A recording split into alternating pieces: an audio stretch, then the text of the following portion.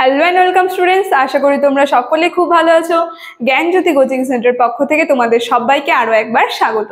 তো আমি মীরা ম্যাম, আমি আজকে তোমাদের সেমিস্টার থেকে দেখো বাংলা বিষয় যে আছে সেই বাংলা বিষয় থেকে অলংকার থেকে আবার একটি টপিক নিয়ে চলে এসেছি। ঠিক আছে, দেখো আজকে যেই টপিকটি নিয়ে আমি আলোচনা করব অলংকার থেকে সেটা হচ্ছে সন্দেহ অলংকার।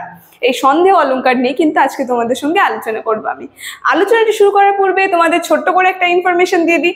দেখো বোর্ডের কর্নারে তোমরা দুটো নাম্বার দেখতে পাচ্ছ, এটা হচ্ছে আমাদের জ্ঞানজ্যোতি কোচিং সেন্টারের অফিসিয়াল হেল্পলাইন নাম্বার।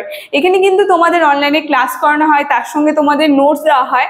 তো তোমরা যারা যারা এখনো আমাদের সঙ্গে যুক্ত হওনি, যুক্ত হতে চাইছো, তারা এই উপরে দেওয়া নাম্বার দুটির সঙ্গে কিন্তু যোগাযোগ করে আমাদের সঙ্গে যুক্ত হয়ে যেতে পারবে। ঠিক আছে, তাহলে আমি এবার আলোচনাটা শুরু করছি অলংকারের উপরে। আলোচনাটি শুরু করার পূর্বে তোমাদেরকে বলি একটু, এই যে অলংকার যে আছে, তোমাদের অলংকারের প্রত্যেকটা পার্ট কয়েকটা অলংকারের উপরে আমি আরো ভিডিও করেছি, যেমন বক্রোক্তি অলংকার, রূপক অলংকার, উপমা অলংকার।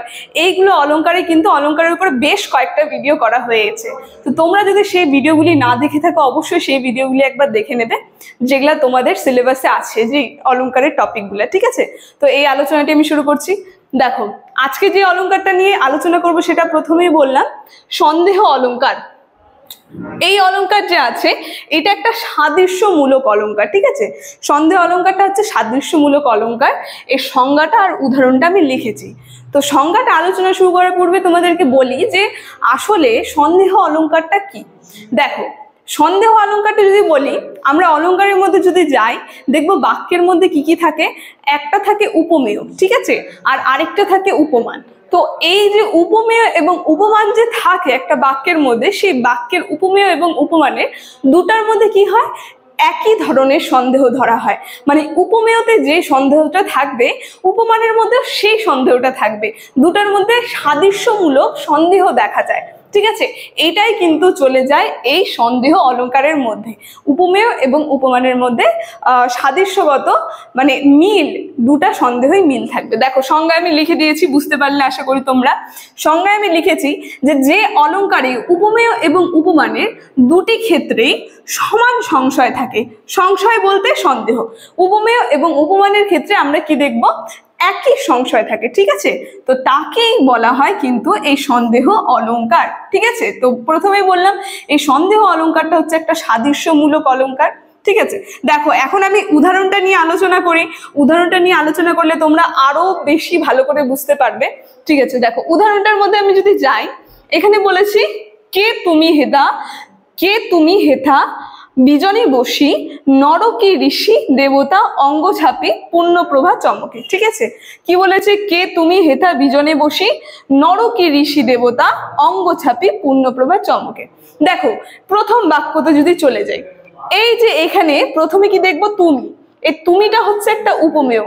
ঠিক আছে, এই বাক্যে তুমিটা হচ্ছে উপমেয়। এই বাক্যটাতে আমরা দেখতে পাচ্ছি যে তুমিটা যে এটা একটা ব্যক্তিবাচক সন্দেহ হচ্ছে। মানে বলছে যে এটা কে, তুমি আসলে কে, মানুষ না কি বা যেই হোক, তুমি একটা কিছু হবে, তুমি কে। এবার পরের বাক্যতে যদি দেখে যাই, এটা নিয়ে সংশয় মানে সন্দেহ। এবার পরের বাক্যতে যদি দেখে যাই, দেখো নর কি ঋষি দেবতা। এই যে এই লাইনটার মধ্যে নর বলতে মানুষ, একটা ব্যক্তিকেই বোঝাচ্ছে, ঋষি বলতেও ব্যক্তি, দেবতা বলতে একটা ব্যক্তিকেই বোঝাচ্ছে। যাই হোক, তো এটাও কি হয়ে গেল, ব্যক্তিবাচক সন্দেহ হয়ে গেল। প্রথমটাও তুমিটাও কিন্তু ব্যক্তিবাচক সন্দেহ ছিল, আর এইখানে যে নর ঋষি দেবতা, এটাও কিন্তু ব্যক্তিবাচক সন্দেহ।